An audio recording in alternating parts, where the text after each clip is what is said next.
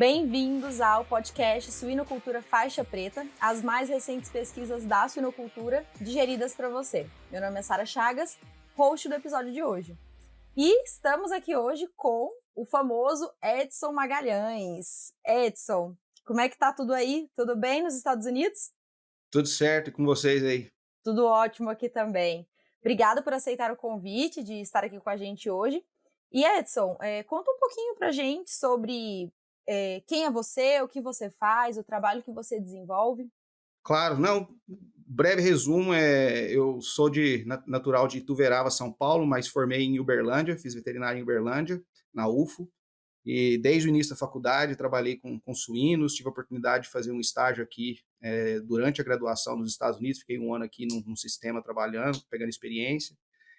Me formei, trabalhei no Mato Grosso e em Brasília, com parte de dentro da granja mesmo, como gerente, para pegar essa experiência de gestão. E, por último, eu trabalhei na BRF por quase 3 anos, em Uberlândia, na extensão.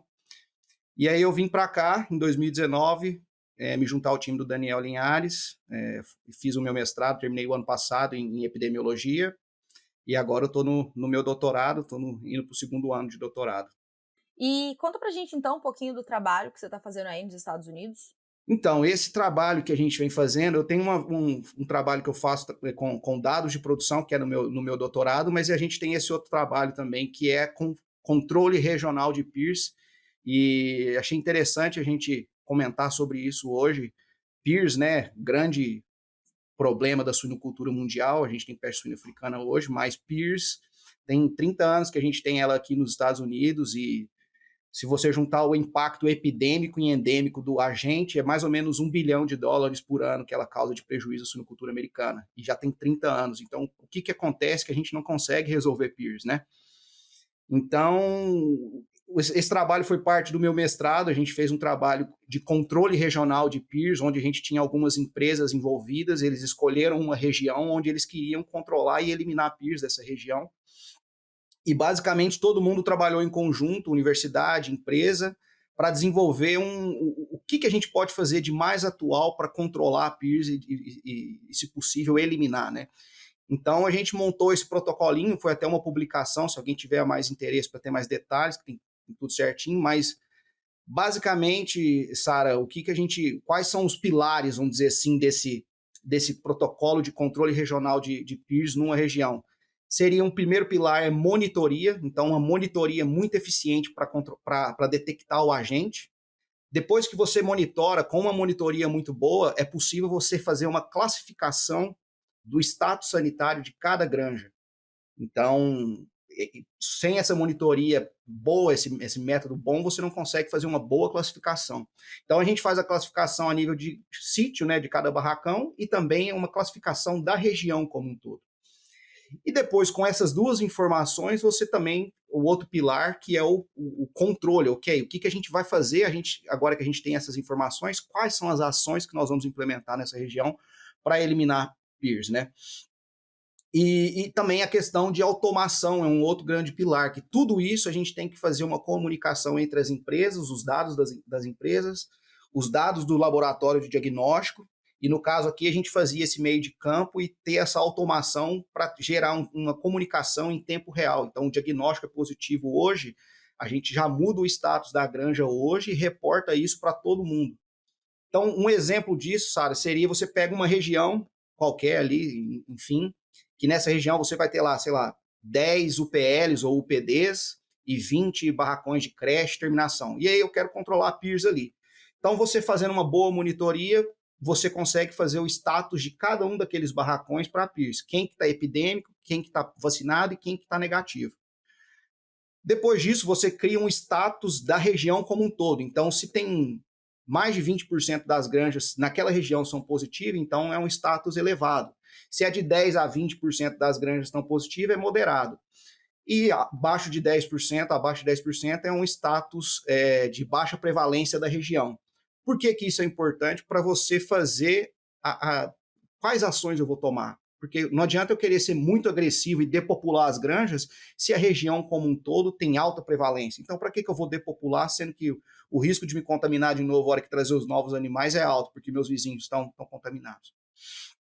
Mas, assim, voltando na questão da monitoria, o que é o diferencial da monitoria, que eu acho que é o mais importante, é a utilização de amostras populacionais. Então, aqui nos Estados Unidos, para monitorar PIRS, a gente não fica sangrando o leitão e coletando sangue individual. O que a gente faz mais em UPL, UPD, é utilizar o que a gente chama de fluido de processamento, que basicamente é o que sobra do toalete do leitão, né? Questão de testículo, cauda, agrega aquilo durante a semana, vai coletando e guardando no freezer, e no final da semana você testa, vamos dizer assim, o pool da semana de todo aquele conteúdo, e aquilo vai extrair um fluido e você testa para PIRS. Além de utilizar, e na questão de creche terminação, a gente não tem esse manejo, mas o que a gente faz é a utilização de fluido oral. Então é colocar as cordas e coletar nas bases e coletar o fluido oral. Mas o mais importante para esses dois, tanto o PL, o PD e creche terminação, é a frequência. Então, semanalmente, em UPL, você testa, e uma vez por mês em barracões de creche terminação. Igual eu te comentei antes, isso faz com que seja possível você ter uma real classificação, vamos dizer assim, qual é o status de cada granja. E outra coisa que a gente monitora em tempo real também, a gente tem acesso a alguns dados específicos, que é mortalidade de maternidade, aborto.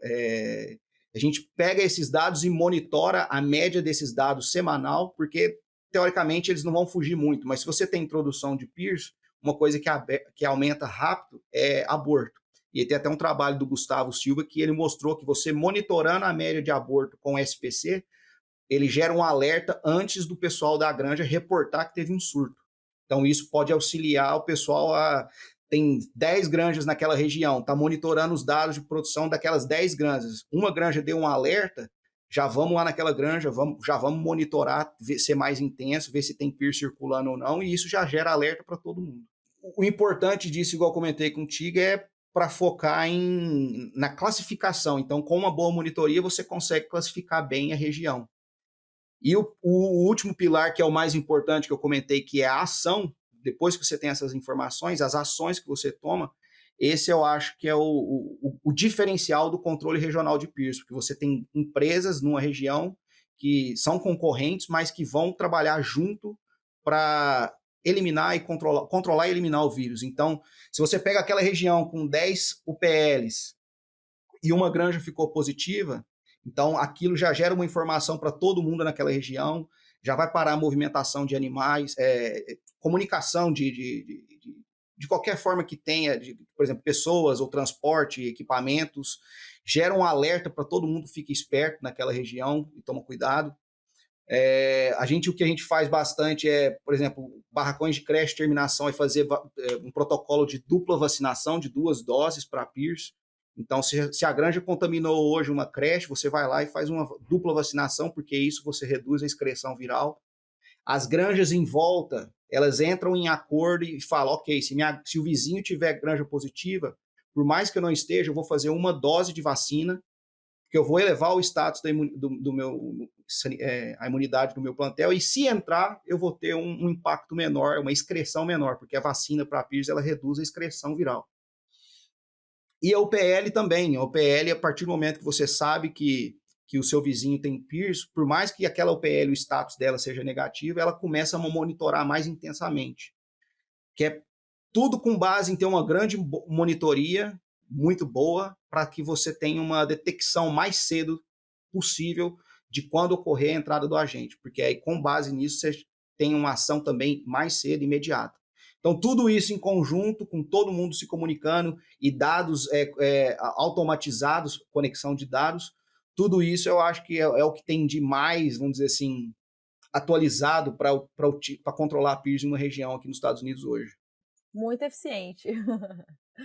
Edson, agradeço mais uma vez por você ter aceitado aqui o convite, por ter compartilhado todas as informações e esse trabalho super importante que vocês desenvolvem. E ficamos à disposição para o que você precisar. E ao pessoal que nos assiste, muito obrigada pela audiência. Não se esqueçam de entrar em www.suinoculturafaixapreta.com e visitar a gente, se inscrever para receber sempre os últimos episódios em primeira mão. Até mais, pessoal! Nós estamos sempre procurando as melhores e mais recentes pesquisas da suinocultura para compartilhar aqui no podcast. Se você quer vir aqui falar um pouco sobre o seu trabalho, é muito fácil. É só enviar um e-mail para suinoculturafaixapreta@swinec. Te espero aqui!